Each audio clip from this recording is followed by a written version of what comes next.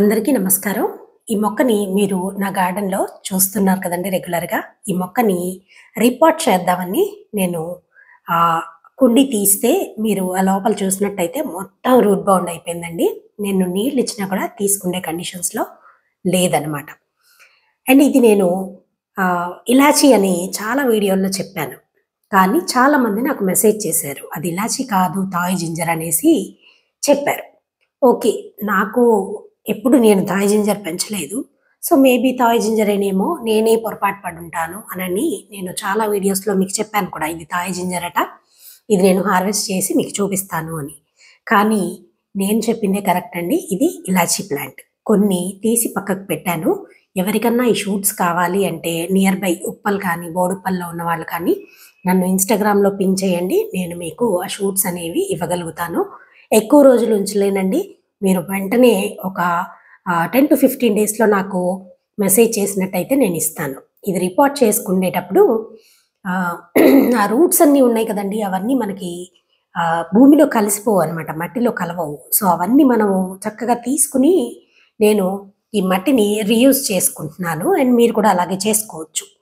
ఆ రూట్స్ అనేవి మట్టిలో కలిసిపోవన్నమాట. సో, వాటిని మనం కంపల్సరీ తీయాలి. ఇలా ఈ పద్ధతిలో చేసుకుంటే ఈజీగా అయిపోతుందండి పని. చాలా పెద్ద టబ్ కాబట్టి నాకు కొంచెం ఎక్కువ టైం పట్టింది. కానీ ఇలా పెద్ద టబ్‌లో పెడితే మీకు షూట్స్ అనేవి చక్కగా మల్టిప్లై అవుతాయండి. లోపల రైజోమ్స్ అనేవి చాలా హెల్తీ కండిషన్స్‌లో ఉంది.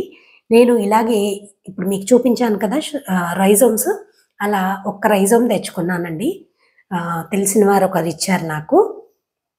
నేను అలా మట్టంతా జల్లించి మధ్య మధ్యలో నీమ్ కేక్‌ని దాంతో పాటు మాన్యూర్‌ని యాడ్ చేసి లేయర్ బై లేయర్ వేసుకుంటూ యాడ్ చేశాను. చాలా ఈజీ ప్రాసెస్ అండి. నాకు కొంచెం ఈ మొత్తం చేయడానికి 2 అవర్స్ పైనే పట్టింది. అంటే అది అంత పెద్ద టబ్ అనమాట. సో, ఇలా ఫిల్ చేసేసానండి.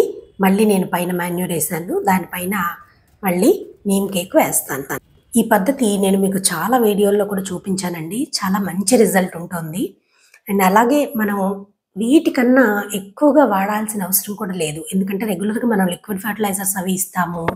మైక్రో న్యూట్రియంట్స్ ఇస్తాము.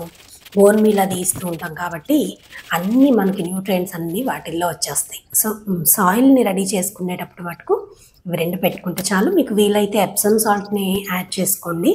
ప్రస్తుతం నా దగ్గర లేదు కాబట్టి నేను యాడ్ చేయట్లేదు. పైన నీమ్ కేక్‌ని కూడా వేశాను. ఇంకా ఇప్పుడు మళ్ళీ రీపాట్ చేసుకుంటాననమాట.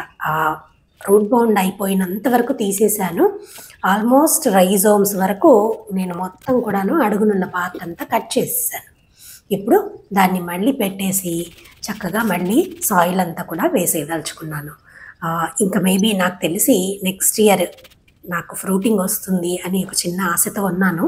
ఎందుకంటే మనం తీసుకొచ్చి రీపాట్ చేసుకున్నాక లేదా మనం తీసుకొచ్చి కొత్తగా రైజోమ్‌ని పెట్టుకున్న తర్వాత 2-3 సంవత్సరాల్లో మనకి ఫ్రూటింగ్ అనేది వస్తుందని చెప్తారండి.